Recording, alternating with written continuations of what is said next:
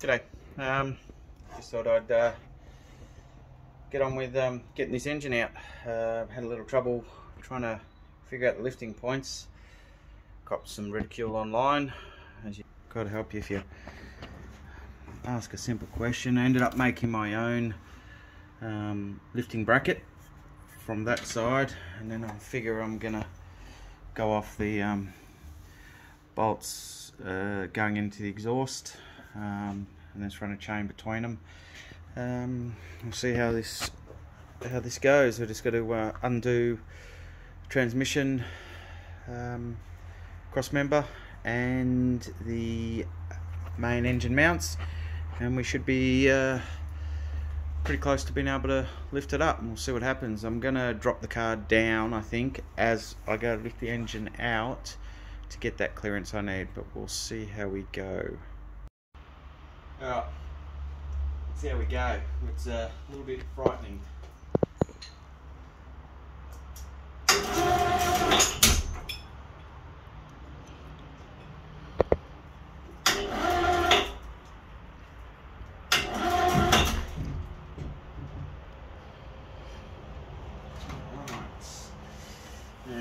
And I think you have to lower the car.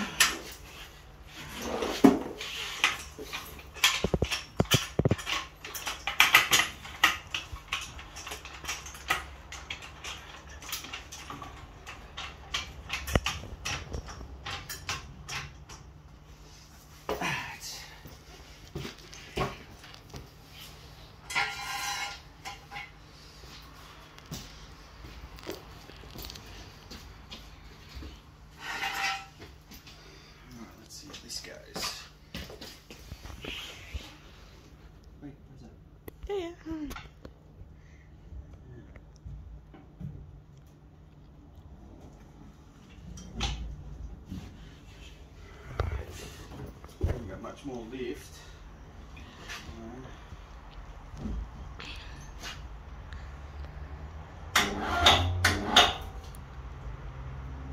That's my lot. Okay.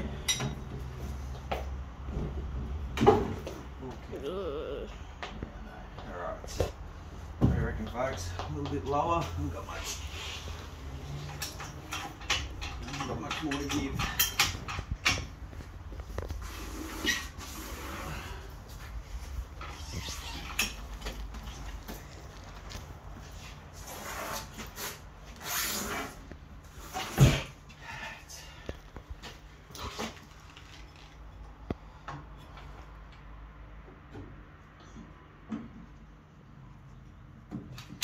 Yeah, she's well and truly slammed.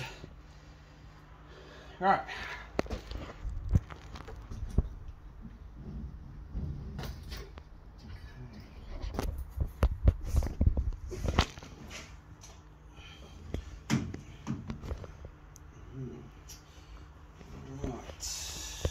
I might have to cut there.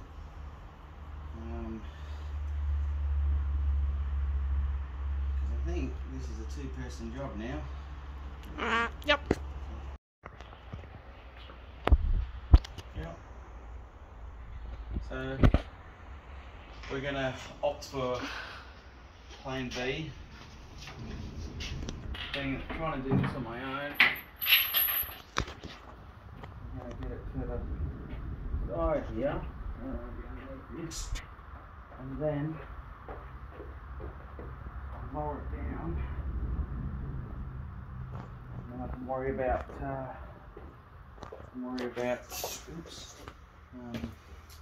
getting it to where I want and getting the frame made for it.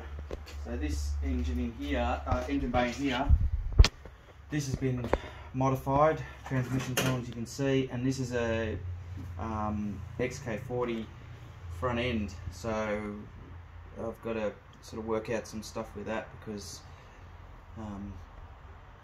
there's some clearance issues and stuff I've got to work with, but yeah, it's the first time I've seen in here. I've got to clean it all up a little bit and give it a lick of paint to keep the engineer happy. I've got to fill that hole in, yeah, work out a few other things, but this engine's going to go in and out a few times, so I've just got to get used to this. But I think going back in, I'll get a couple of my mates around and we'll try and be a bit more cautious and a bit safer with it. But for now, getting it out, that's the first time the engine's come out, and I haven't had a good look at it yet, so this is the first chance I can have a look-see. See what it's all about. I'm not very familiar with these Jag engines. I'm a Nissan Patrol owner. Played around with them about 10 years, but yeah, this is all new to me. Still, it's a big lumpy, big 6-cylinder, similar size, so that I'm used to. The only thing is the Patrol gearbox is much bigger than this. Alright, I'll get this lowered and clear some pathways and have a little look at what we're dealing with this car. I'll get it back up on its stand so it's at a normal height. Potentially put the wheels back on and we'll push it outside. And actually that's a good idea. We'll put the wheels on, we'll push it outside, then we can bring the engine back over, we can lower it down in the middle of the floor. I need to get rid of the scaly rust. If you want to go and have a little look at the under the roof, Alexander. I've got to get rid of all that loose scale rust, and that needs some paint, which paint is not my thing. I absolutely hate it. Painted a lot of race bikes over the years and it was good enough for race bikes, but this is a different game, so yeah. Anyway, leave it at that. We'll get this car back on its wheels and we'll push it outside and we'll get this engine down. Alright, cheers. Okay, Alexander's driving. Yes, God help us. Engine's out on the floor over there. Okay, we're going to be, I think, a bit of right hand down, Alexander. Straighten up, straighten up, straighten up, straighten up.